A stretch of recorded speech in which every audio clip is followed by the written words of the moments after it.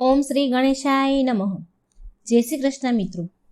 આજે હું સરસ મજાની વાર્તા કહેવા જઈ રહી છું. શંકર ભગવાનનો નંદી અને કૃષ્ણ ભગવાનની ખેતી. તો મિત્રો, સરસ મજાની વાર્તા છે, તમે પૂરી ધ્યાનથી સાંભળજો. એકવાર શંકર ભગવાન કૈલાસ પર બેઠા બેઠા તપસ્યા કરીને ઊભા થઈ રહ્યા હતા. એટલામાં માં પાર્વતીજી ત્યાં પાસે આવ્યા અને શંકર ભગવાનને કહે છે કે પ્રભુ, તમે આખો દિવસ પર્વત પર બેઠા જ રહો છો અને હું આખો દિવસ ઘરનું કામ કર્યા કરું છું, ભૂખી તરસી બેઠી રહું છું. તમે તો કંઈ કમાતા પણ નથી, તો હું શું ખાઉં અને શું બાળકોને ખવડાવું? શું તમે કોઈ દિવસ ધ્યાન આપ્યું છે કે પરિવાર કેવી રીતે ચાલશે? માં પાર્વતી શંકર ભગવાનને બરાબર ખખડાવી રહ્યા હતા અને શંકર ભગવાન ધ્યાનથી ઊભા ઊભા સાંભળતા હતા. હું તમને એક વાત કહું, તમે માનશો? માં પાર્વતીજી શંકર ભગવાનને કહે છે. એટલે ભગવાન બોલ્યા કે દેવી, મેં તમારી સાથે 7 ફેરા લીધા છે, વચન દીધા છે, તમે કહો, હું તમારી વાત જરૂર માનીશ. એટલે માં પાર્વતી બોલ્યા, તો ઠીક છે પ્રભુ, તમે એવું કરો કે તમે વૃંદાવન ચાલ્યા જાઓ. તમારી પાસે એક નંદી બળદ તો છે જ, અને એક બળદ તમે કનૈયા પાસેથી માંગી લેજો ને. કનૈયા પાસે ખેતર તો છે, તમે ત્યાં જઈને ખેતી કરી લેજો. આનાથી આપણું ઘર સરસ ચાલશે, અને પછી ખેતરમાં જે પણ પાકે તે લઈ આવજો, એનાથી ઘર ચાલી જશે. પણ સ્વામી, એક વાતનું તમે ધ્યાન જરૂર રાખજો. તમે ત્યાં જઈને કનૈયાને કહેજો કે જે પણ ખેતરમાં ઉગાડશો, જે પણ પાક થશે, તેમાં ઉપરનો પાક હું લઈશ અને નીચેનો ભાગ કનૈયાને આપી દેજો. તમે આટલું કનૈયાને કહેજો કે ઉપરનો ભાગ પાકનો હું લઈશ, નીચેનો કનૈયાનો. આ સાંભળી ભગવાન બોલ્યા, ઠીક છે દેવી પાર્વતી, હું હમણાં જ નંદીને લઈને વૃંદાવન જઉં છું. ત્યાર પછી શંકર ભગવાન નંદી બળદ પર બેસી ગયા અને કનૈયાને ઘરે જવા નીકળી ગયા વૃંદાવન. જતા જતા રસ્તામાં નંદી શંકર ભગવાનને કહે છે, પ્રભુ, આપણે જઈ તો રહ્યા છીએ વૃંદાવન કનૈયા પાસે, પણ પ્રભુ, કનૈયો બહુ ચાલાક છે, બહુ તેજ છે. એટલે શંકર ભગવાન બોલ્યા, કંઈ વાંધો નહીં નંદી, જે થશે ને તે જોયું જશે. મેં પાર્વતીજીને વચન આપ્યું છે કે હવે હું ખેતી કરીને જ પાછો આવીશ, જે પણ પાક ઉગશે તે હું લઈને જ આવીશ. અને પછી શંકર ભગવાન નંદીને લઈને નંદી સાથે વૃંદાવન કનૈયાના ઘરના દરવાજા પાસે પહોંચી ગયા. વૃંદાવન આવી ગયા અને દરવાજા પાસે ઊભા ઊભા શંખ વગાડવા લાગ્યા. શંખનો અવાજ સાંભળી શ્રી કૃષ્ણ ભગવાને દરવાજો ખોલ્યો અને જુએ છે કે તેમની સામે શંકર ભગવાન ઊભા છે. શ્રી કૃષ્ણ ભગવાન શંકર ભગવાનને પ્રણામ કરે છે અને બોલ્યા, હે ભોળાનાથ, તમે અહીં? આવો, પધારો, અંદર ઘરમાં આવો. પ્રભુ, તમારે અચાનક આવવાનું કેમ થયું? તમે મને સંદેશો મોકલી દીધો હોત તો હું તમને મળવા આવી જાત. એટલે શંકર ભગવાન બોલ્યા કે કનૈયા, મારે એક કામ છે જે માત્ર તમે જ કરી શકો છો અને મારે એના માટે અહીં જ આવવું પડ્યું. એટલે શ્રી કૃષ્ણ ભગવાન બોલ્યા, હા હા પ્રભુ, કહો, હું તમારી કેવી રીતે સહાયતા કરી શકું છું? એટલે શંકર ભગવાન બોલ્યા કે કનૈયા, મારે તમારા ખેતરમાં ખેતી કરવી છે. મારી પાસે એક બળદ તો છે, અને મને એક બળદ તમારો આપી દો અને મને તમારું ખેતી કરવા માટે આપો. આ વાત સાંભળી શંકર ભગવાનની વાત સાંભળી શ્રી કૃષ્ણ ભગવાને યશોદા માને બોલાવ્યા અને તેને પૂછે છે કે માં, તમારો શું વિચાર છે? શંકર ભગવાન આપણા ખેતરમાં ખેતી કરવા માંગે છે. એટલે યશોદા માં બોલ્યા, હા હા, કંઈ વાંધો નહીં, ઉપરથી તો સારી વાત છે અને આપણને પણ તૈયાર પાક મળી જશે, તૈયાર અનાજ મળી જશે. એટલે શંકર ભગવાન બોલ્યા કે મારી એક શરત છે કનૈયા, કે તમે મને ખેતરમાં જે પણ પાક ઉગાડવાનો કહેશો ને એ હું ઉગાડીશ, હું તેની ખેતી કરીશ. પણ જે ઉપરનો ભાગ હશે ને એ હું રાખીશ અને નીચેનો ભાગ હશે પાકનો એ તમારે રાખવાનો. તો એક શરતે હું ખેતી કરીશ. તમે કહો કનૈયા, શું ઉગાડું હું ખેતરમાં? આ સાંભળી કનૈયો કહે છે, ઠીક છે પ્રભુ, તમે એવું કરો, બટેકા વાવી દો.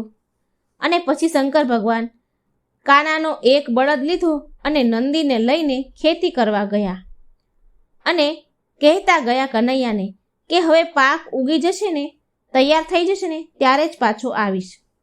અને પછી ભગવાન ખેતી કરવા લાગ્યા.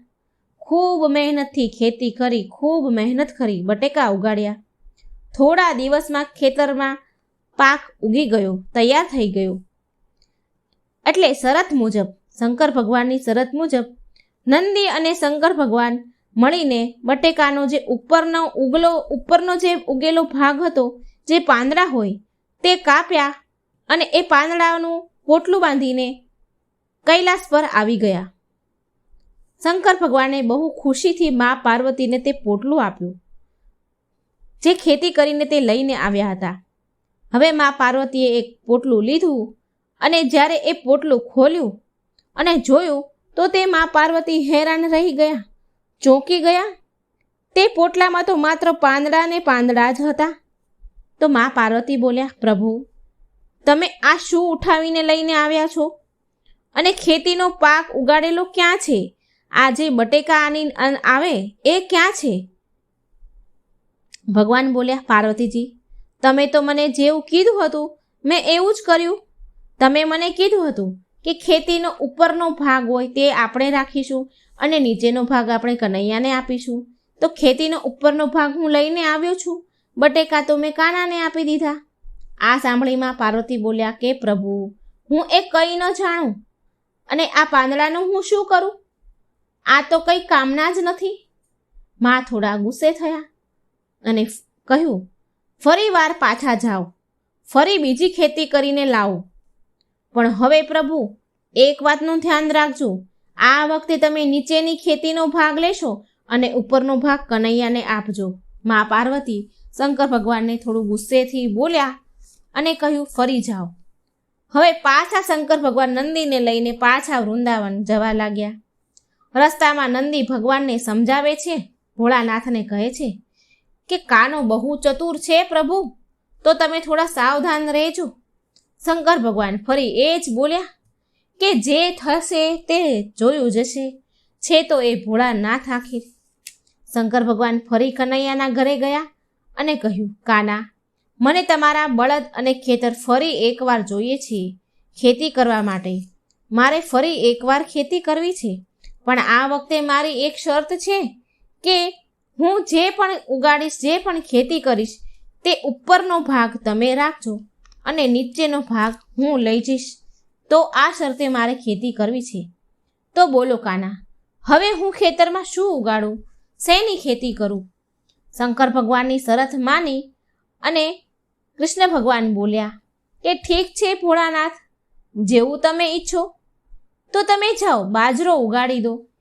હવે ભોળાનાથ તો ભોળા છે એટલે કૃષ્ણ ભગવાનના કહેવાથી શંકર ભગવાને બાજરો ખેતરમાં રોપી દીધો. બાજરો વાવ્યો, બાજરાની ખેતી કરી અને ખૂબ મહેનત કરી, દિવસ રાત મહેનત કરી. સારી રીતે ખેતીનો રખેવાળું કર્યું અને થોડા દિવસમાં બહુ સરસ બાજરો ઉગ્યો. હર્યો ભર્યો બાજરો ખેતરમાં થયો. અને જ્યારે ઉગીને તૈયાર થઈ ગયો બાજરો, પછી બાજરીને કાપવાનો જ્યારે સમય થયો એટલે ઉપર બાજરીના જે ડુંડા હતા તે તોડ્યા કૃષ્ણ ભગવાને. કૃષ્ણ ભગવાન તૈયાર પાક થઈ ગયો એટલે ખેતરમાં આવ્યા અને ઉપરના બધા જ ડુંડા તોડીને લઈ ગયા. અને બાજરાના જે નીચેની ડાળીઓ હતી, જે ઠૂઠા હતા, તે શંકર ભગવાને તે બધા કાપી અને તેનું પોટલું બાંધ્યું અને લઈ આવ્યા. કૈલાસ પર તે પોટલું લઈને આવ્યા. કૈલાસમાં આવ્યા પછી શંકર ભગવાન તે પોટલું પાર્વતીજીને આપે છે અને મા પાર્વતીજી તે પોટલું હાથમાં લીધું અને અંદરથી તેમણે ખોલીને જોયું તો બાજરીનો જે નીચેની ડાળીઓ હતી તે હતી. ઉપરનો જે બાજરીના જે ડુંડા આવે તે તો કનૈયો લઈ ગયો. હવે આ જોઈ મા પાર્વતી ખૂબ ગુસ્સે થયા, લાલ પીળા થવા લાગ્યા. આ જોઈ મા પાર્વતી બોલ્યા, અરે રે રે રે રે પ્રભુ, તમે આ શું લઈને આવ્યા? આ તો ઘાસ ફૂસ છે, હું આનું શું કરીશ? આની ઉપરનો બાજરો ક્યાં છે? અરે પાર્વતીજી, શંકર ભગવાન કહે છે, અરે પાર્વતીજી, તમે તો મને એવું કહ્યું હતું ને કે આ વખતે નીચેની ખેતીનો ભાગ લાવજો અને ઉપરનો ભાગ કનૈયાને આપી દેજો. એટલે મેં એવું જ કર્યું. ઉપરનો ભાગ કનૈયો લઈ ગયો ને નીચેનો ભાગ હું લઈને આવ્યો. મા પાર્વતીજી બોલ્યા કે એ હું કંઈ ન જાણું. અરે, હું શું જમવાનું બનાવું અને શું બાળકોને જમાડું? તમે ફરી પાછા જાઓ વૃંદાવન અને ફરી ખેતી કરો અને કંઈક લઈને જાઓ. અને આ વખતે કનૈયાને કહી દેજો કે ઉપર અને નીચેનો બંનેનો ખેતીનો ભાગ હું લઈશ. જે પણ ઉગશે એ ઉપર નીચેનો બંનેનો ભાગ હું લઈ જઈશ. આ સાંભળી ભોળાનાથ બોલ્યા કે ઠીક છે પાર્વતીજી, જેવું તમે કહો તેમ હું કરીશ. હું ફરી જાઉં છું. હું ફરી જઈને ખેતી કરીશ. હવે ભોળાનાથ, બિચારા ભોળા, ફરી ભગવાન કનૈયાના ઘરે વૃંદાવન ગયા અને ફરી કનૈયાને કહ્યું કે મને ફરી તમારું ખેતર અને બળદ જોઈએ છીએ, પણ આ વખતે મારી શરત એ છે કે હું નીચેનો અને ઉપરનો બંનેનો ભાગ હું લઈશ. કહો તમે મને, હું શેની ખેતી કરું? હું શું ખેતરમાં ઉગાડું? કૃષ્ણ ભગવાન તો ચાલાક. આ સાંભળે કૃષ્ણ ભગવાન બોલ્યા, ઠીક છે ભોળાનાથ, તમે આ વખતે એવું કરો, મકાઈ વાવી દો. મને તમારી શરત મંજૂર છે. તમે ઉપર અને નીચેનો જે પણ ખેતીનો ભાગ હોય એ તમે રાખી લેજો અને જે પણ કાંઈ વધશે તે હું લઈ લઈશ. પછી શંકર ભગવાન ખેતરમાં ગયા અને મકાઈ ઉગાડી. ખૂબ મહેનત કરી, દિવસ રાત સારી રીતે સંભાળ રાખી, ખૂબ મહેનત કરી અને થોડા સમયમાં તો મકાઈનો પાક સરસ મજાનો તૈયાર થયો. હર્યું ભર્યું મકાઈથી ખેતર થઈ ગયું. મકાઈ પૂરી રીતે તૈયાર થઈ ગઈ એટલે કૃષ્ણ ભગવાન અને યશોદામાં ખેતરમાં આવ્યા. જે વચ્ચેનો ભાગ હોય મકાઈનો તે તોડીને ઘરે લઈ ગયા અને ઉપર અને જે નીચેનો મકાઈનો જે ભાગ હોય તેનું ભગવાને પોટલું બાંધ્યું. ઉપરની મકાઈ બધી કાઢીને કૃષ્ણ ભગવાન લઈ ગયા. જે કંઈ વધ્યું એ શંકર ભગવાને લઈ લીધું, પોટલું બાંધ્યું. આ વખતે તો નંદી અને શંકર ભગવાન બહુ ખુશ જઈ રહ્યા હતા કે આ વખતે તો શંકર ભગવાન તો એવું વિચાર કરતા જતા હતા કે આ વખતે તો માતા પાર્વતી બહુ ખુશ થઈ જશે, કારણ કે ઉપર અને નીચેનો બંનેનો ભાગ હું લઈને આવ્યો છું. ખૂબ ખુશ થશે. ભગવાને ખેતીનું પોટલું મા પાર્વતીને આપ્યું. મા પાર્વતીએ તે પોટલું ખોલ્યું. તેવામાં તો મા પાર્વતી માથું પકડીને નીચે જમીન પર બેસી ગયા અને માથે હાથ દઈને બોલવા લાગ્યા, અરે રે રે રે રે પ્રભુ, તમે આ ઉપર અને નીચેનો ભાગ તો લઈને આવ્યા, પણ આમાં મકાઈ ક્યાં છે? પાર્વતીમાં કહે છે, ભગવાનને કહે છે. પાર્વતીમાં કહે છે કે પ્રભુ મકાઈ નથી, એ ક્યાં ગઈ? એટલે શંકર ભગવાન કહે છે, પાર્વતીજી, તમે તો કહ્યું હતું કે ઉપર અને નીચેનો ભાગ બંને લઈને આવજો. મેં કેટલી મહેનત કરી અને ખેતી કરી અને ઉપર અને નીચેનો બંનેનો ભાગ લઈને આવ્યો છું. અને હું તો ભોળો જેવું તમે કહ્યું એવું મેં કહ્યું. હજી ભગવાન બોલી જ રહ્યા હતા તેવામાં શ્રી કૃષ્ણ ભગવાન આવ્યા. જે શંકર ભગવાને ખેતી કરી હતી તે બધું લઈને પોટલું બાંધીને આવ્યા. મકાઈ, બાજરો, બટેકા બધું જ લઈને આવ્યા. ને શ્રી કૃષ્ણ ભગવાન કહે છે, મા પાર્વતી, ભોળાનાથ સાચું કહે છે. ભોળાનાથ તો બહુ ભોળા છે અને એટલે જ તો ભક્તો ભોળાનાથને ભોળા બાબા કહે છે, ભોલે બાબા કહે છે. ભોળાનાથ તો ભાવના ભૂખ્યા છે. પ્રેમથી તેમને જે પણ અર્પણ કરો તે ગ્રહણ કરી લે છે. તમને ધ્યાન છે કે ભોળાનાથ કેટલા ભોળા છે? તે ખૂબ દયનીય છે, ખૂબ દયાવાન છે. મા પાર્વતી ભોળાનાથે જે પણ ખેતી કરી છે તે હું લઈને આવ્યો છું. બટેકા, બાજરો, મકાઈ બધું જ લાવ્યો છું. આને સ્વીકાર કરો માં. મા પાર્વતી જુએ છે કે ભોળાનાથે તો બહુ સરસ ખેતી કરી છે. ખૂબ પુષ્કળ પ્રમાણમાં પ્રભુએ પાક ઉગાડ્યો હતો. બાજરો, મકાઈ અને બટેકા ઉગાડ્યા હતા. મા પાર્વતી તો જોઈને બહુ ખુશ થઈ ગયા, ખૂબ રાજી થયા. મા પાર્વતી ખુશ થઈને બોલ્યા કે હે પ્રભુ, કંઈ પણ કહો, પણ તમે અને નંદીએ બંનેએ કાનાના બળદને લઈને ખૂબ સારી ખેતી કરી છે. ધન્યવાદ પ્રભુ, તમને ધન્યવાદ. તો મિત્રો, આ હતી શંકર ભગવાનની ખેતી, શંકર ભગવાનનો નંદી અને કૃષ્ણ ભગવાનની ખેતી. ભગવાન શિવને 5 પુત્રીઓ હતી, જેનાથી માં પાર્વતી પણ હતા અજાણ. ઓમ નમઃ શિવાય. મિત્રો, આજે ખૂબ સરસ મજાની આપણે કથા સાંભળીશું. હિન્દુ પંચાંગમાં શ્રાવણ મહિનો ભગવાન શિવને સમર્પિત માનવામાં આવ્યો છે અને આ કારણથી ભગવાન શિવ આ મહિનાના અધિષ્ઠાતા દેવ છે.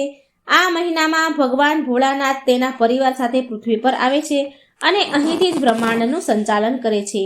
તમે બધા એ વાત તો જાણતા હશો કે ભગવાન શિવના પરિવારમાં ભગવાન શિવ, માતા પાર્વતી અને તેમના 2 પુત્ર ગણેશ અને કાર્તિકે છે. પણ શું તમે એ જાણો છો કે ભોળાનાથની 5 બીજી પુત્રીઓ પણ હતી, જેનો જન્મ અજાણતા થઈ ગયો હતો? જો નથી જાણતા તો આ વિડીયોને અંત સુધી જરૂર જુઓ.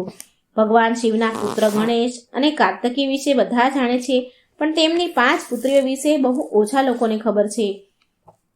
મધુ શ્રાવણની કથામાં ભગવાન શિવ અને માતા પાર્વતીની 5 પુત્રીનું વર્ણન મળી આવે છે. શિવ પુરાણમાં પણ તેમની પુત્રીઓનું વર્ણન છે. શિવ પુરાણ અનુસાર એકવાર મહાદેવ અને માતા પાર્વતી મનુષ્ય રૂપ ધારણ કરીને જંગલમાં ભ્રમણ કરી રહ્યા હતા. ત્યારે રસ્તામાં એક સુંદર સરોવર દેખાયું. આ સુંદર સરોવર જોઈને માતા પાર્વતીએ મહાદેવને એમાં જળ ક્રીડા કરવાનો આગ્રહ કર્યો. પછી મા પાર્વતી અને શિવજી સરોવરમાં પાણીમાં નહાવા લાગ્યા અને એ સમયે મા પાર્વતી અને ભગવાન શિવમાંથી એક તેજ પ્રગટ થયું. એ તેજ પ્રગટ થયું એટલે શિવજીએ એ તેજને એક પાંદમાં મૂકી અને સરોવરની પાળે મૂકી દીધું.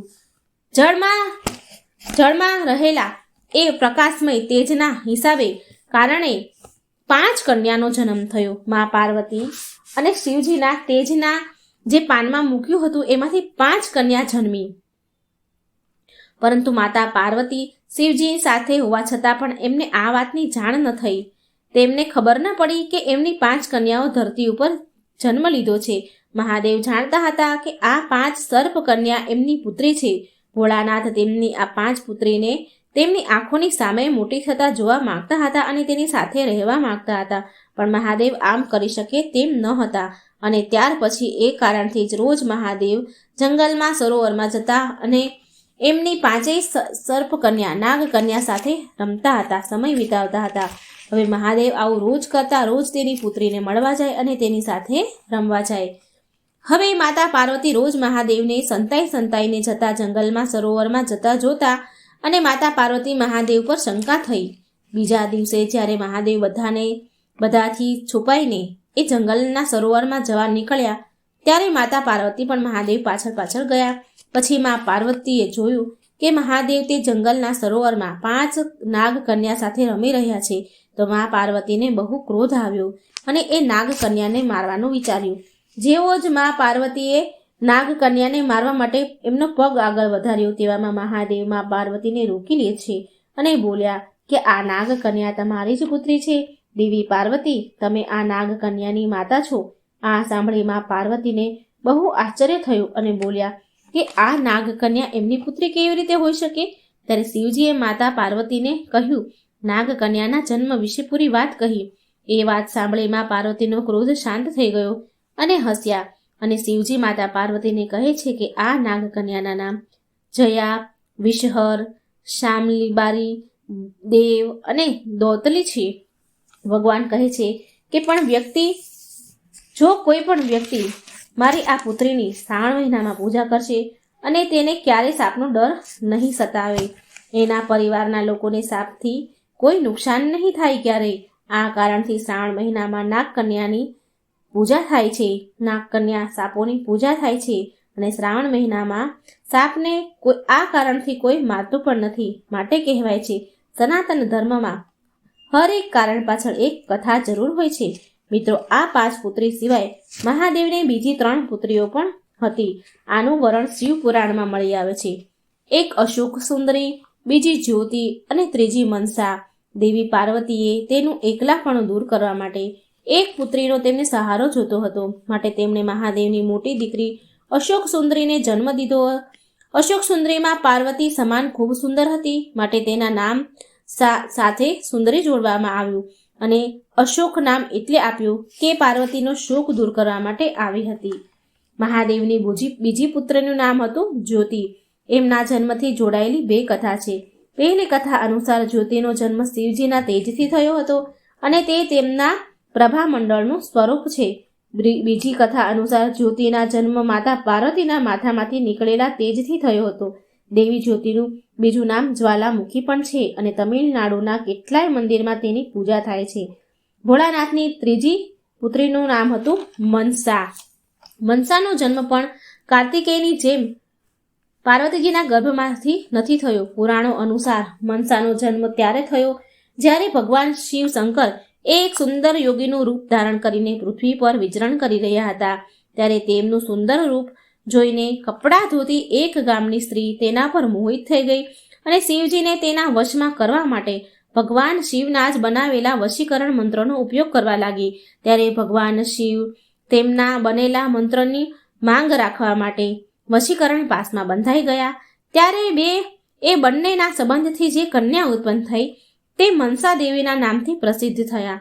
આ કથા અનુસાર મનસા દેવીનું અડધું અંગ દેવી અને અડધું અંગ મનુષ્યનું છે. તો આવી રીતે મનસા દેવીનો જન્મ શિવ અને માતા પાર્વતીના અંશથી થયો.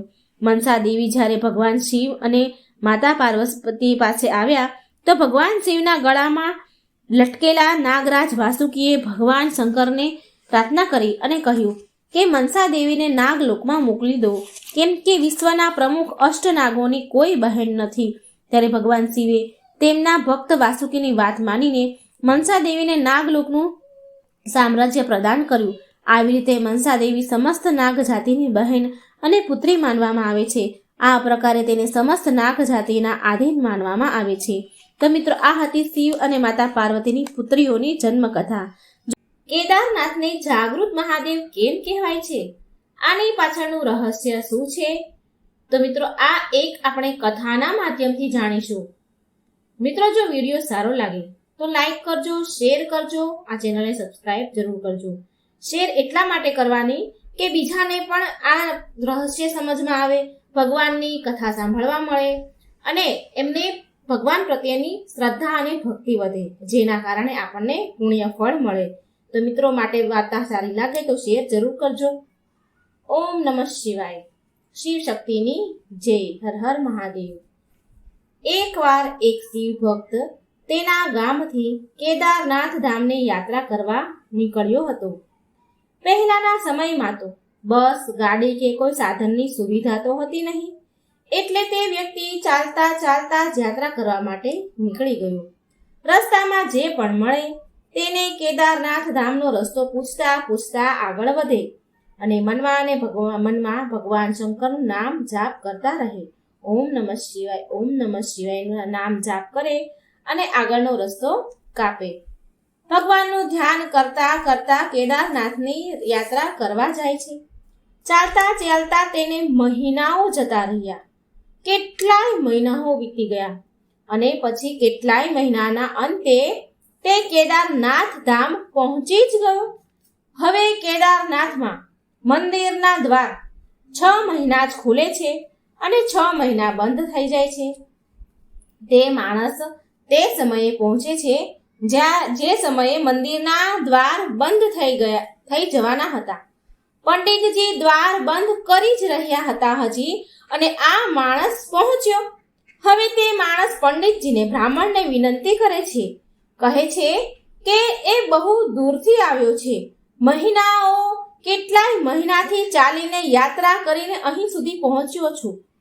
તેણે પંડિતજીને ઘણી પ્રાર્થના કરી કે કૃપા કરીને મંદિરના દરવાજા ખોલો, એકવાર પ્રભુના દર્શન કરવા દો. પણ ત્યાંનો તો નિયમ જ છે કે એકવાર દરવાજો બંધ થઈ ગયો તો પછી બંધ. નિયમ તો નિયમ જ હોય. પણ બ્રાહ્મણજી, એ પંડિત બ્રાહ્મણ વ્યક્તિ માન્યા નહીં, કારણ કે નિયમ તો તૂટે નહીં. ત્યાંના જે પૂજારી હોય, જે કેદારનાથ મંદિરના, એ માન્યા નહીં. આ વ્યક્તિએ ઘણી વિનંતી કરી પણ દ્વાર એમણે ખોલ્યા નહીં. તે માણસ બહુ જ રડ્યો. વારંવાર ભગવાન શંકરને યાદ કરતો રહ્યો કે હે પ્રભુ, બસ એકવાર દર્શન કરાવી દો. તે બધાને પ્રાર્થના કરી રહ્યો હતો, પણ કોઈએ પણ તેની વાત સાંભળી નહીં. હવે એ બ્રાહ્મણ બોલ્યા, પૂજારીજી બોલ્યા કે હવે તું અહીં 6 મહિના પછી જ આવજે. હવે 6 મહિના પછી જ અહીંના દરવાજા ખુલશે. ત્યાંના પૂજારીજીએ આ વ્યક્તિને આવું કહ્યું. અહીં 6 મહિના બરફ અને ઠંડી બહુ પડે છે.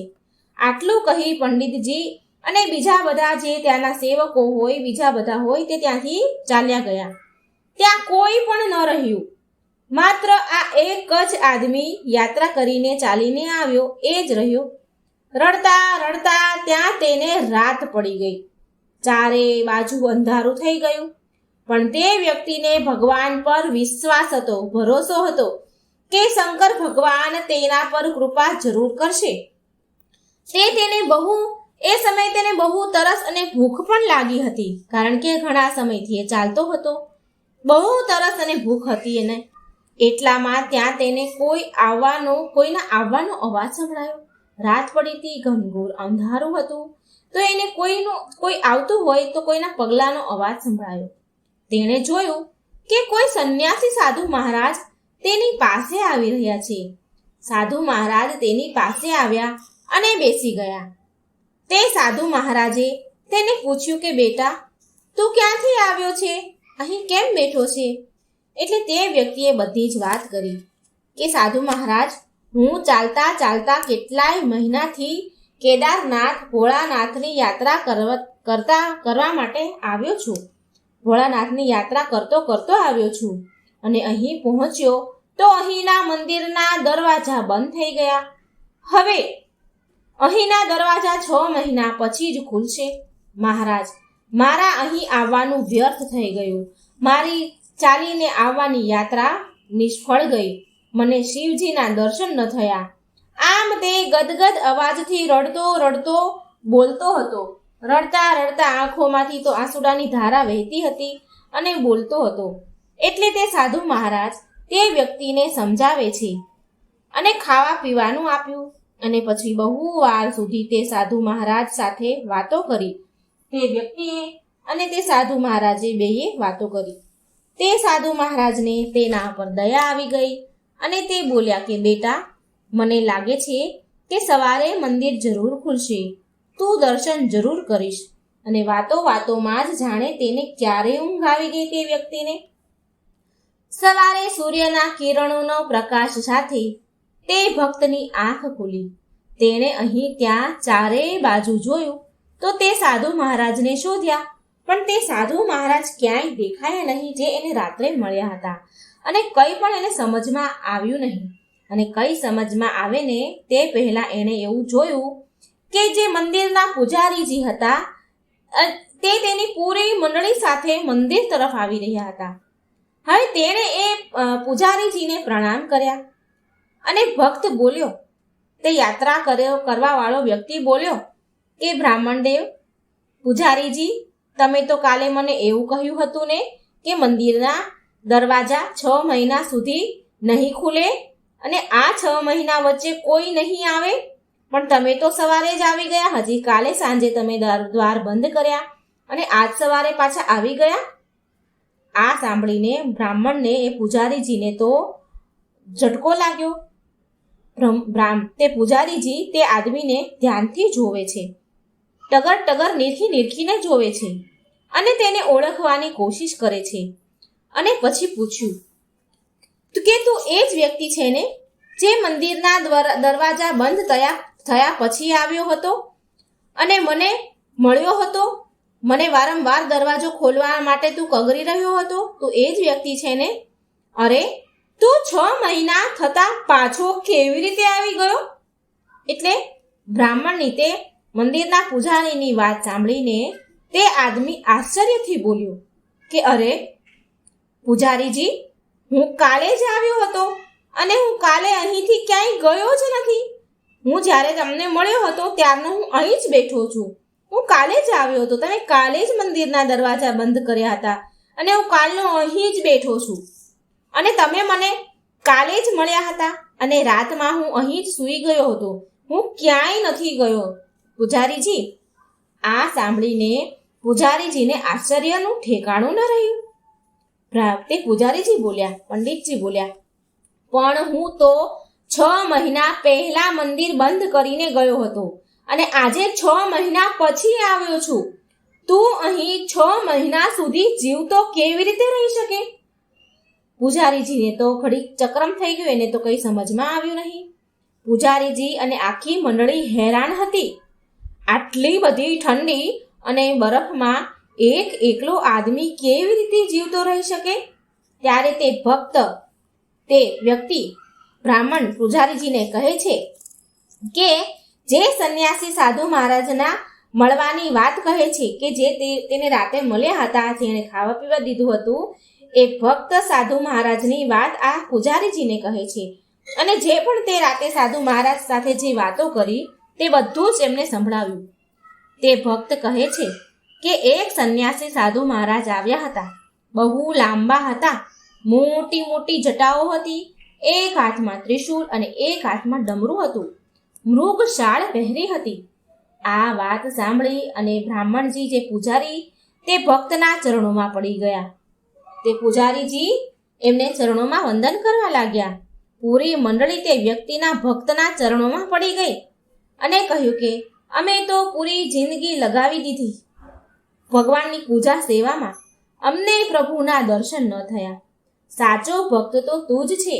તે તો સાક્ષાત ભગવાન શિવના દર્શન કર્યા. ભગવાન શંકરે તેમની યોગ માયાથી તારા 6 મહિનાના દિવસ એક રાતમાં પરિવર્તન કરી દીધું. કાળચક્રને નાનું બનાવી દીધું. આ બધું તારું પવિત્ર મન અને તારી સાચી ભક્તિ અને વિશ્વાસના કારણે થયું છે. તારી ભક્તિને પ્રણામ હો. તો મિત્રો, આ હતી કેદારનાથના જાગૃત મહાદેવ કેમ કહેવાય છે. ભગવાનને કેટલી શ્રદ્ધા અને વિશ્વાસ હોય કે ભગવાન આપણું કામ કરે. ચોખ્ખું મન, પવિત્ર મન હોય તો ભગવાન આપણી પાસે જરૂર આવે છે.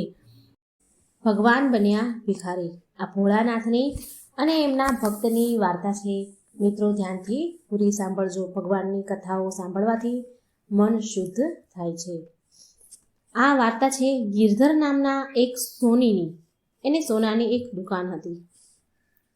ગિરધરની આદત હતી રોજ સવારે દુકાન ખોલે એટલે રોજ સવારમાં ભગવાન શિવજીની પૂજા આરાધના કરે, ભગવાનના નામ મંત્ર જાપ કરે અને પછી ધંધા પર બેસી ધંધાની શરૂઆત કરે.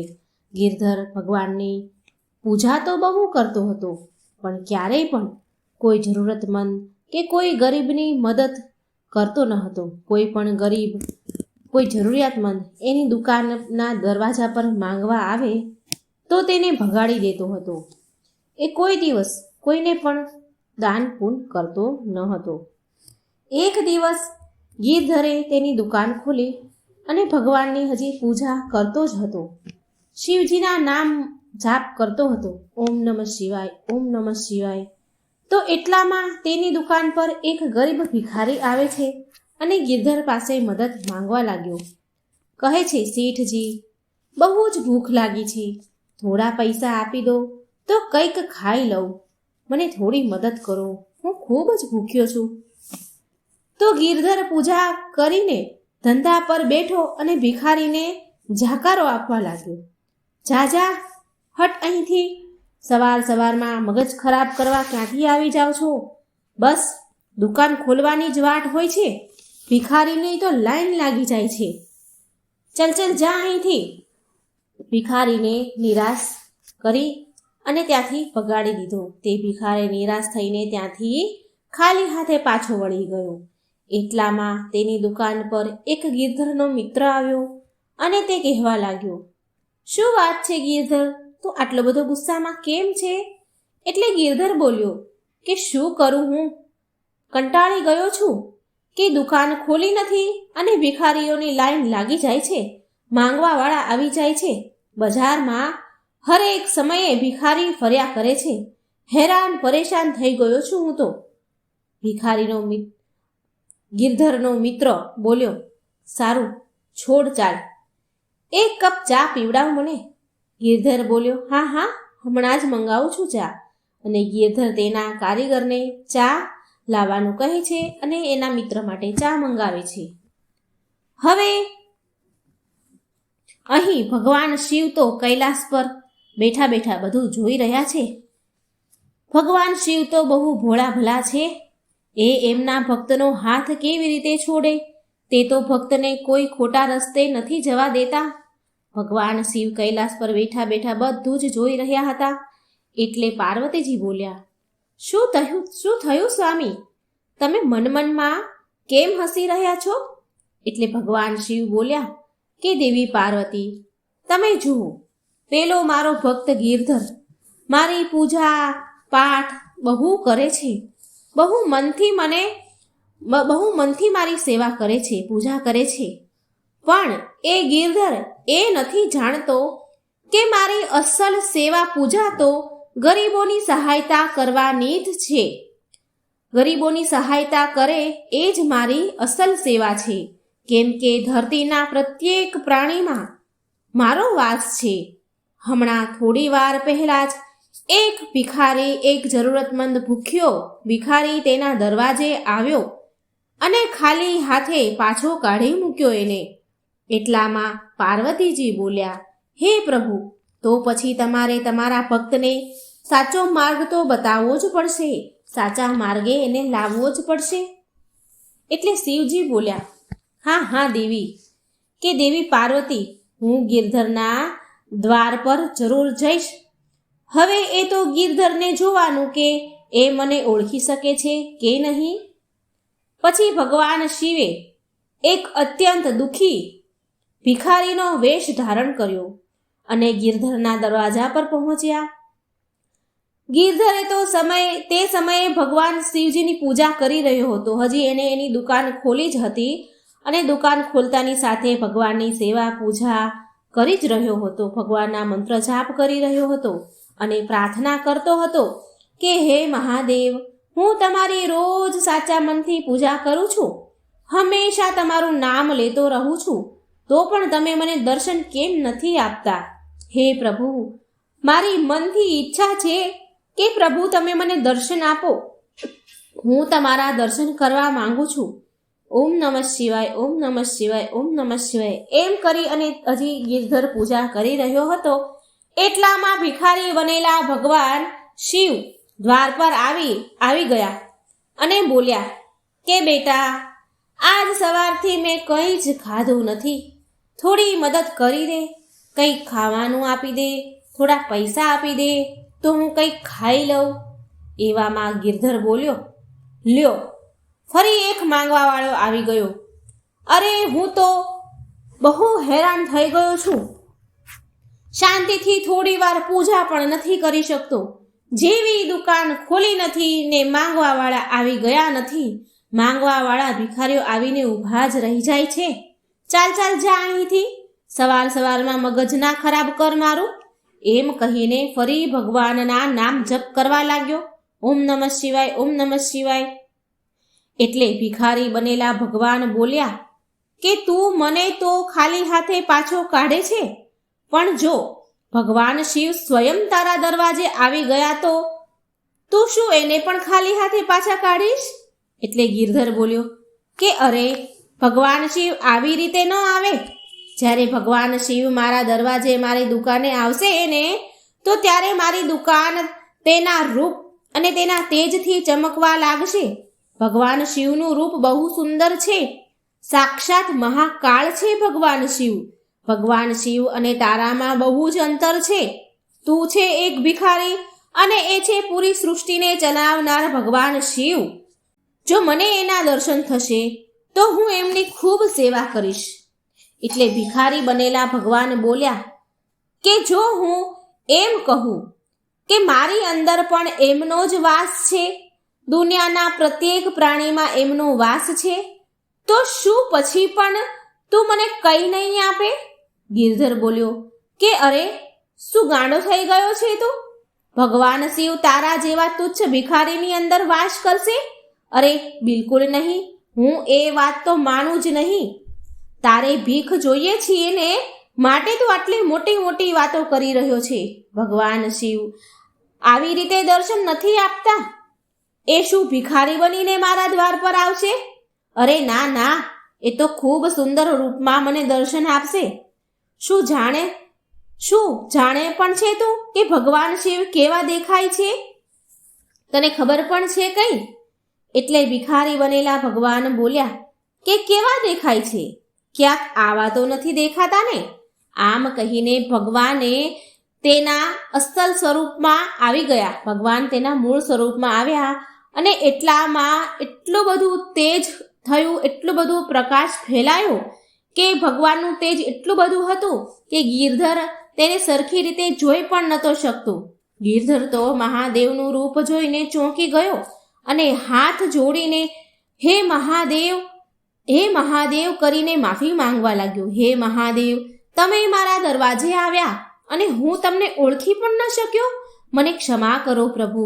ગિરધર ખૂબ પછતાયો અને રડવા લાગ્યો. ભગવાન બોલ્યા કે ગિરધર, તું મારો પરમ ભક્ત છે, માટે મારે તને દર્શન આપવા તો આવવાનું જ હતું.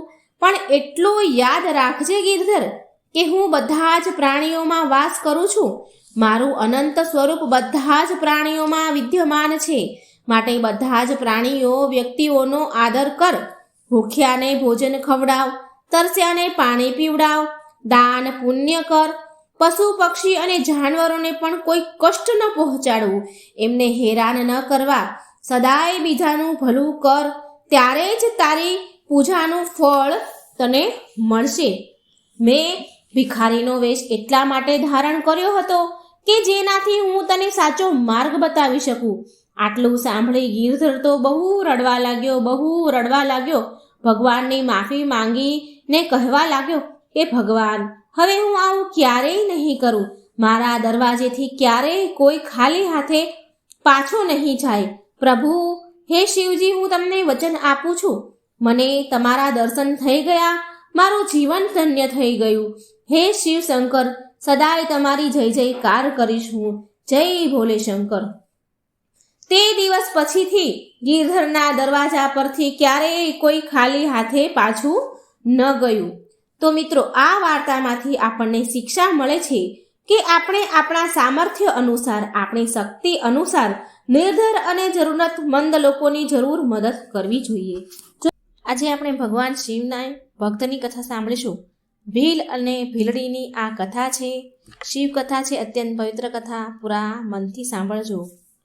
જ્યાં પ્રેમ છે ત્યાં જ ભક્તિ છે, જ્યાં શિવ છે ત્યાં શક્તિ છે.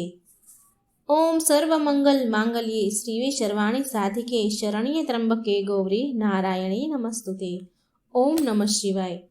મિત્રો, આજે આપણે ભીલ અને ભીલડીની શિવ ભક્તિની કથા સાંભળીશું. સ્કંદ પુરાણમાં આ કથાનું વર્ણન કરવામાં આવ્યું છે. સિંહકેતુ પંચાલ દેશનો એક રાજા હતો. રાજા બહુ મોટો શિવ ભક્ત હતો. શિવ આરાધના અને શિકાર કરવો એ બે વસ્તુ એને બહુ પસંદ હતી. એ શિકાર કરવા માટે રોજ શિકારની રમત રમવા માટે જંગલમાં જતો હતો. એક દિવસ સિંહકેતુએ એક મંદિર જોયું, પણ તે શિકારની શોધમાં હતો તો તે આગળ વધી ગયો. પણ ત્યાં એક ભીલ હતો. એ ભીલે ધ્યાનથી જોયું તો એક શિવ મંદિર હતું. મંદિરની અંદર વેલાની લતાઓથી, ડાળીઓના પાંદડાઓથી ઢંકાયેલું એક શિવલિંગ હતું. તે ભીલનું નામ હતું ચંડ. સિંહકેતુના સાનિધ્ય અને એના રાજ્યમાં રહેવાથી એ પણ ધાર્મિક પ્રવૃત્તિનો હતો.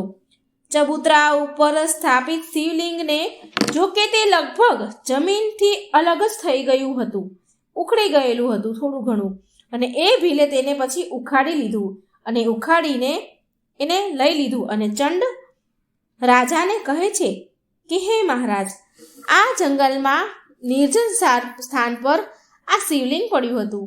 જો તમે આજ્ઞા આપો તો હું આને રાખી લઉં. કૃપા કરી મને આ શિવલિંગની પૂજા વિધિ પણ કહી દો, જેથી હું રોજ આ શિવલિંગની પૂજા કરીને પુણ્ય કમાવી શકું. રાજાએ કહ્યું કે હે ચંડભીલ, રોજ આ શિવલિંગને નવડાવીને આના ઉપર ફૂલ, બીલીપત્રો શણગાર કરજે. ફૂલ અને બીલીપત્રથી શણગારજે આ શિવલિંગને. અક્ષત ને મીઠા ફળ ચડાવજે. જય ભોલે શંકર બોલીને પૂજા કરજે. અને ત્યાર પછી આ શિવલિંગને ધૂપ દીવા કરજે. રાજાએ થોડી મજાકના ભાવમાં એવું પણ કહ્યું કે આ શિવલિંગને ચિતાની ભસ્મ જરૂર ચડાવજે. એ ભસ્મ તાજી ચિતાની જ રાખવી જોઈએ, એ તાજી ચિતાની જ રાખ હોવી જોઈએ, એ વાતનું તો તું ધ્યાન ખાસ રાખજે. પછી ભોગ લગાવજે અને વાજા વગાડીને ખૂબ નાચજે ગાજજે. રાજા તો તે જંગલમાંથી આટલું કહીને ફરી ચાલ્યો ગયો. પણ તે ભીલે તે જંગલમાં જ તે રહેતો હતો. તેણે તેના ઘરે જઈને તેને જેમ સમજણ પડી, જેવી તેની બુદ્ધિ ચાલી, તે પ્રમાણે તેણે એક સારી જગ્યા પર, ચોખ્ખી જગ્યા પર શિવલિંગની સ્થાપના કરી અને રોજ તેને પૂજા કરવાનો નિયમ બનાવી લીધો. ભીલડી માટે આ વાત નવી હતી, કારણ કે તેણે તો ક્યારેય પૂજા પાઠ જોયા જ ન હતા. ભીલની આવી રીતે પૂજા કરવાથી એવા સંસ્કાર જાગ્યા કે થોડા દિવસ બાદ તો તે પોતે, ભીલડી તો પૂજા કરતી ન હતી, પણ ભીલની સહાયતા, તેના પતિની સહાયતા જરૂર કરતી, સહાયતા કરવા લાગી. થોડા દિવસ વીત્યા તો ભીલની પૂજામાં તે રસ ધરાવા લાગી. તેને, એ ભીલડીને પૂજા પસંદ આવવા લાગી. એને આ બધું ગમવા લાગ્યું. એક દિવસ ભીલ પૂજા કરવા બેઠો હતો તો તેણે જોયું કે બધી જ પૂજાની સામગ્રી હાજર છે, પણ એને એવું લાગે છે કે ચિતાની ભસ્મ લાવવાનું તો ભૂલી જ ગયો. તો તે ભાગતો ભાગતો જંગલની બહાર સ્મશાન ગયો. આશ્ચર્ય હતું આજે કે ભીલને કે આજે તો કોઈ ચિતાની સળગતી જ નથી, કોઈ ચિતાની રાખ જ નથી. એ સ્મશાન ગયો પણ તેને રાખ ન મળી. પાછલી રાતે સળગેલી ચિતાનું પણ કોઈ નામ નિશાન ન હતું. જો કે તે પાછલી રાતની પણ રાખ લઈ શકે. જો કે તે આગલી રાતે જ, પાછલી રાતે જ તે ત્યાંથી સ્મશાનમાંથી તાજી ચિતાની રાખ લઈ ગયો હતો. પણ અત્યારે સવારે એને કોઈ ચિતાની રાખનું એને નામ નિશાન ન મળ્યું, એની ચિતાની રાખ જ ન મળી. હવે તે પાછો ભાગતો ભાગતો ઘરે આવ્યો. તેણે ભસ્મનો ડબ્બો ખોલ્યો, જેમાં તે ભસ્મ રાખતો હતો ચિતાની. એ નાનો ડબ્બો ખોલ્યો તો એ ડબ્બામાં પણ ચિતાની રાખ હતી નહીં. એક ચપટી પણ ભગવાનને ચડાવાય એટલી પણ રાખ નહીં. હવે તેને ચિંતા થવા લાગી, હું પૂજા કેવી રીતે કરીશ? નિરાશ થઈ ગયો. તેણે તેની ભીલડીને બોલાવી, જેણે બધી તૈયારી કરી હતી પૂજાની. એને વાત કરી કે ભસ્મની જે રાખ, ચિતાની જે ભસ્મ હોય એ તો છે જ નહીં, હવે પૂજા કેવી રીતે કરું?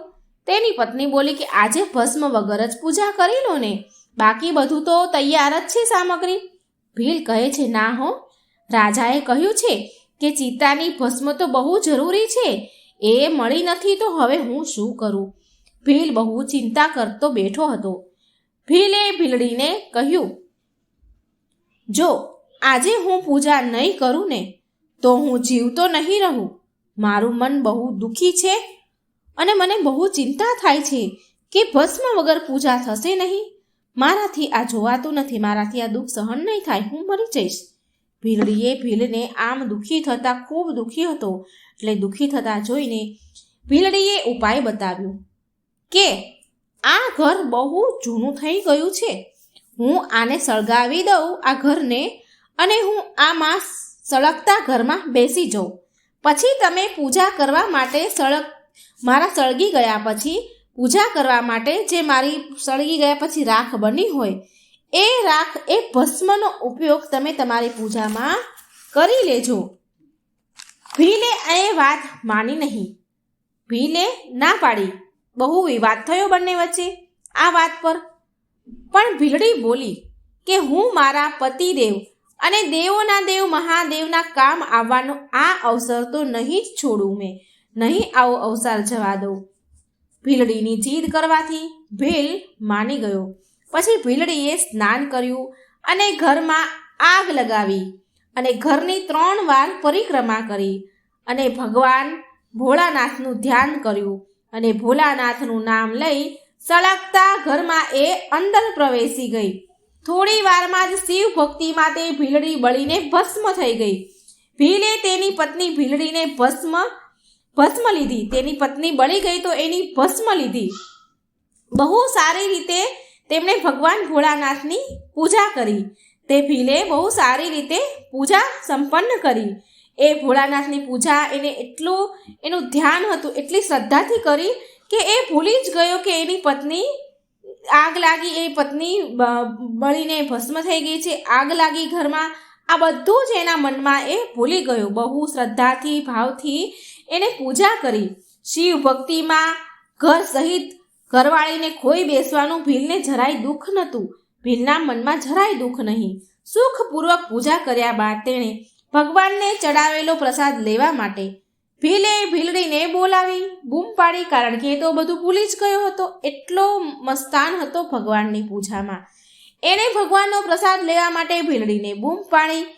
ક્ષણભરમાં બળી જનારા ઘરમાંથી ભીલડીને તેણે આવતા જોઈ. જ્યારે ભીલડી એની પત્ની પાસે આવી તો ભીલે તેની પત્નીને જોયું તો એની પત્ની અને ઘરને સળગવાની વાત એને યાદ આવી ગઈ.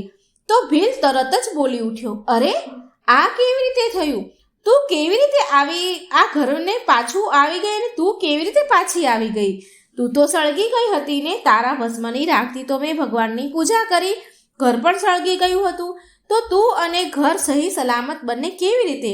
પછી ભીલડી બોલી કે જ્યારે હું સળગતા અગ્નિમાં હું ઘરમાં ગઈ તો મને એવું લાગ્યું કે જાણે હું પાણીમાં પ્રવેશ કરી રહી હોય અને મને તરત જ ઊંઘ આવી રહી હોય. મને એવું લાગ્યું ને તરત જ હું ઊંઘી ગઈ અને જાગ્યા પછી મેં જોયું કે હું ઘરમાં જ છું અને તમે મને પ્રસાદ લેવા માટે બોલાવી રહ્યા છો. એ બંને હજી આવી રીતે વાત કરી જ રહ્યા હતા. એવામાં તો આકાશમાંથી અચાનક એક વિમાન ઉતર્યું. તેમાં ભગવાન શિવના 4 ગણો હતા અને તેમણે તેના હાથેથી એ વિમાનમાં એ ગણોએ ભીલ અને ભીલડીને બેસાડ્યા. ગણોનો હાથ અડતા જ ભીલડીના શરીર દિવ્ય બની ગયા અને બંનેએ શિવ મહિમાનું ગુણગાન ગાયો અને અત્યંત શ્રદ્ધાથી ભગવાનના આરાધનાનું ફળ ભોગવતા શિવલોક ગયા. ઓમ નમઃ શિવાય. શક્તિપતિની જય. જય મા પાર્વતી. હે મિત્રો, આ ભીલ અને ભીલડીની વાર્તા પૂરા મનથી ધ્યાનથી સાંભળજો અને બીજાને પણ શેર કરજો. ભગવાન ભોળાનાથનું નામ કમેન્ટ બોક્સમાં જરૂર લખજો. મારી ચેનલને સબસ્ક્રાઈબ જરૂર કરજો. જય શ્રી કૃષ્ણ. રાધે રાધે. Thank you. માં પાર્વતીજી ચાલ્યા પીર રિસાઈને. સરસ મજાની શંકર પાર્વતીની નોકઝોકની વાર્તા છે. તો મિત્રો, આ વાર્તાને પૂરા ધ્યાનથી, આ કથાને પૂરા ધ્યાનથી સાંભળજો અને વિડીયો સારો લાગે તો લાઈક કરજો અને શેર કરજો. મારી આ ચેનલને સબસ્ક્રાઈબ પણ જરૂર કરી દેજો. ઓમ નમઃ શિવાય. શિવ શક્તિની જય. એકવાર માતા પાર્વતીજી બહુ ક્રોધમાં હતા અને ભગવાન શિવજીના આવવાની વાટ જોઈને બેઠા હતા. સાંજ થતાં ભગવાન શિવ આવ્યા અને શિવજીએ માતા પાર્વતીને ગુસ્સામાં જોયા. એટલે શિવજી બોલ્યા, શું વાત છે દેવી પાર્વતી? તમે તો બહુ ક્રોધમાં હોય એવું લાગી રહ્યું છે કાંઈ? મા પાર્વતી બોલ્યા, ક્રોધ ન કરું તો બીજું શું કરું? સ્વામી, તમે તો તપસ્યામાં અને બીજા અન્ય કાર્યોમાં એટલા બધા વ્યસ્ત રહેવા લાગ્યા છો કે તમે તો મારી તરફ ધ્યાન આપવાનું બિલકુલ બંધ કરી દીધું છે. તમે તો મારી તરફ ધ્યાન આપતા જ નથી ને કાંઈ. જાઓ, મારે તમારી સાથે વાત નથી કરવી. શિવજી બોલ્યા, અરે અરે દેવી પાર્વતી, આટલો બધો ક્રોધ? શું કરું દેવી? બહુ બધા કામ હતા જેને કરવામાં આટલો બધો સમય લાગી ગયો. તો મા પાર્વતી બોલ્યા કે સ્વામી, તમે મારી સાથે વિવાહ કર્યા છે, તમારે મને પણ સમય આપવો જોઈએ. મને તમે બિલકુલ સમય જ નથી આપતા ને. તમને ખબર છે ને કે મેં પ્રાતઃકાળે સવારે તમને શું કહ્યું હતું કે તમે મને ભ્રમણ કરવા માટે લઈ જશો, પણ તમે એ વચન પૂરું ન કર્યું. આજ નહીં, પણ હું તમને પાછળના ઘણા દિવસોથી આ વાત કહી રહી છું કે મારે ભ્રમણ કરવા જવું છે. ભગવાન શિવ બોલ્યા, સારું, ઠીક છે, કાલે તો સવારે મારે બહુ જરૂરી કાર્ય પૂરા કરવાના છે, પણ ત્યાર પછી આપણે ભ્રમણ કરવા માટે જઈ શકીશું. સારું, ચાલો, કંઈ નહીં. ખાવાનું બન્યું હોય તો આપો ને. કાંઈ ખાવાનું બનાવ્યું હોય તો મને આપો ને. બહુ જોરમાં ભૂખ લાગી છે. શિવજી બોલ્યા. પછી મા પાર્વતી કહે છે કે મને ખબર જ હતી કે વાત ફરીને ઘુમાવી ફેરવીને કાલ અને પરમ દિવસ પર આવી જશે. કાલે લઈ જઈશ, પરમ દિવસે લઈ જઈશ. હું તો બસ ચોકામાં જ વ્યસ્ત રહ્યા કરું છું. ચોકા જ કર્યા કરીશ. તમે મને ક્યારેય ફરવા નથી લઈ જવાના અને આ વાત હું બહુ સારી રીતે જાણું છું. હવે હું કંઈ ખાવા પીવાનું બનાવવાની નથી. હું ચાલી મારા પિયર. હું મારા પિયર જઉં છું. તમે જાતે બનાવો ખાવાનું અને જાતે ખાઓ. જ્યારે તમને મારી પરવાહ નથી તો હું શું કામ તમારી પરવાહ કરું? ગણેશ અને કાર્તિકેયનું પણ જોડે જોડે ખાવા બનાવી નાખજો, ભોજન બનાવી લેજો, એટલે તમને ખબર તો પડે ને કે તમને મારી કેટલી કિંમત વર્તાય છે એ તો હું જોઉં.